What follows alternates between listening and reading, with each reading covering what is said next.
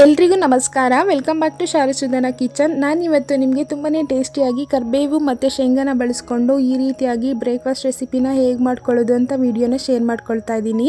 ಮೊದಲಿಗೆ ಒಲೆ ಮೇಲೆ ಒಂದು ಕಡಾಯಿನ ಇಟ್ಕೊಂಡು 1 ಟೇಬಲ್ ಸ್ಪೂನಷ್ಟು ಅನ್ನ ಸೇರಿಸ್ಕೊಂಡಿದ್ದೀನಿ. ಆಯಿಲ್ ಬಿಸಿಯಾಗಿದ್ದಾದಮೇಲೆ 1 ಟೀ ಸ್ಪೂನಷ್ಟು ಜೀರಿಗೆ, 1 ಟೇಬಲ್ ಸ್ಪೂನಷ್ಟು ಕಡಲೆಬೇಳೆನ ಸೇರಿಸ್ಕೊಳ್ತಾ ಇದ್ದೀನಿ. ಹಾಗೆ ಒಂದು ಅರ್ಧ ಟೇಬಲ್ ಸ್ಪೂನಷ್ಟು ಉದ್ದಿನಬೇಳೆ, 1-2 ಟೇಬಲ್ ಸ್ಪೂನಷ್ಟು ಕಡಲೆ ಬೀಜನ ಸೇರಿಸ್ಕೊಂಡು ಇದೆಲ್ಲ ಕ್ರಿಸ್ಪಿ ಆಗೋವರೆಗೂ ಚೆನ್ನಾಗಿ ಫ್ರೈ ಮಾಡ್ಕೊಳ್ಳೋಣ. ಯಾರಾದರೂ ಹೊಸದಾಗಿ ನಮ್ಮ ವಿಡಿಯೋನ ನೋಡ್ತಾ ಇದ್ರೆ ನಮ್ಮ ಚಾನಲ್ನ ಸಬ್ಸ್ಕ್ರೈಬ್ ಮಾಡಿಕೊಂಡು ಸಪೋರ್ಟ್ ಮಾಡಿ. ಇದ್ರ ಜೊತೆಗೆ 2 ಗುಂಟೂರು ಮೆಣಸಿನ್ಕಾಯಿ ಹಾಗೆ 3 ಬ್ಯಾಡಗಿ ಮೆಣಸಿನ್ಕಾಯಿನ ಕೂಡ ಸೇರಿಸ್ಕೊಂಡು ಒಂದು ಅರ್ಧ ಕಪ್ಪಷ್ಟು ಕರಿಬೇವಿನ ಸೊಪ್ಪನ್ನು ಸೇರಿಸ್ಕೊಂಡಿದ್ದೀನಿ.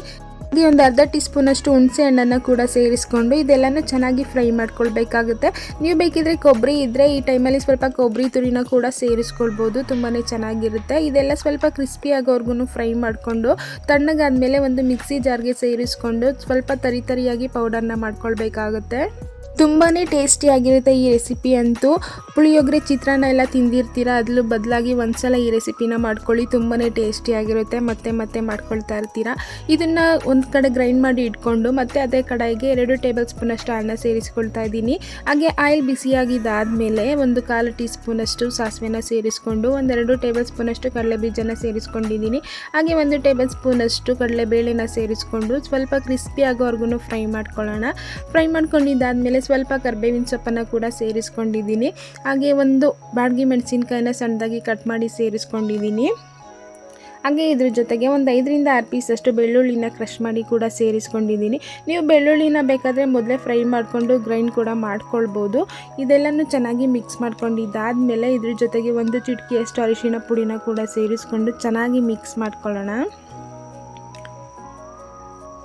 ಚೆನ್ನಾಗಿ ಮಿಕ್ಸ್ ಮಾಡ್ಕೊಂಡಿದ್ದಾದಮೇಲೆ ನಾವು ಗ್ರೈಂಡ್ ಮಾಡಿ ಇಟ್ಕೊಂಡಿರೋವಂಥ ಪೌಡರ್ನ ಸೇರಿಸ್ಕೊಂಡು ಒಂದ್ಸಲ ಚೆನ್ನಾಗಿ ಮಿಕ್ಸ್ ಮಾಡ್ಕೊಳ್ಳೋಣ. ನೀವು ಬೇಕಿದ್ದರೆ ಈ ಟೈಮಲ್ಲಿ ಸ್ವಲ್ಪ ಕೊಬ್ಬರಿ ತುರಿನ ಕೂಡ ಸೇರಿಸ್ಕೊಳ್ಬೋದು.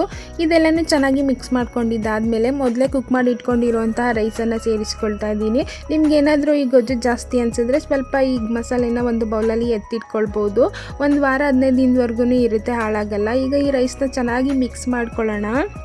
ದೇವಸ್ಥಾನದಲ್ಲಿ ಸಿಗೋ ಪ್ರಸಾದದ ರೀತಿಯಲ್ಲಿ ಇರುತ್ತೆ ಈ ರೆಸಿಪಿ, ತುಂಬಾ ಟೇಸ್ಟಿಯಾಗಿರುತ್ತೆ. ಒಂದ್ಸಲ ಟ್ರೈ ಮಾಡಿ ನೋಡಿ. ಚೆನ್ನಾಗಿ ಮಿಕ್ಸ್ ಮಾಡಿಕೊಂಡು ಕೊನೆಯಲ್ಲಿ ರುಚಿಗೆ ತಕ್ಕಷ್ಟು ಉಪ್ಪನ್ನು ಕೂಡ ಸೇರಿಸ್ಕೊಳ್ಳೋಣ. ಕೊತ್ತಂಬರಿ ಸೊಪ್ಪಿದ್ರೆ ಅದನ್ನು ಕೂಡ ಈ ಟೈಮಲ್ಲಿ ಸ್ವಲ್ಪ ಸಣ್ಣದಾಗಿ ಕಟ್ ಮಾಡಿ ಸೇರಿಸ್ಕೊಂಡು ಎಲ್ಲ ಚೆನ್ನಾಗಿ ಮಿಕ್ಸ್ ಮಾಡಿಕೊಂಡ್ರೆ ಆಯಿತು, ಟೇಸ್ಟಿಯಾಗಿರುವಂಥ ರೆಸಿಪಿ ರೆಡಿಯಾಗುತ್ತೆ. ಈ ರೆಸಿಪಿ ವಿಡಿಯೋ ನಿಮಗೆ ಸ್ವಲ್ಪನಾದರೂ ಇಷ್ಟ ಆಗಿದ್ದರೆ ನಮ್ಮ ಚಾನಲ್ನ ಸಬ್ಸ್ಕ್ರೈಬ್ ಮಾಡಿಕೊಂಡು ಸಪೋರ್ಟ್ ಮಾಡಿ. ಹಾಗೆ ಲೈಕ್ ಮಾಡಿ, ಶೇರ್ ಮಾಡಿ, ಕಮೆಂಟ್ ಮಾಡಿ. Thanks for watching.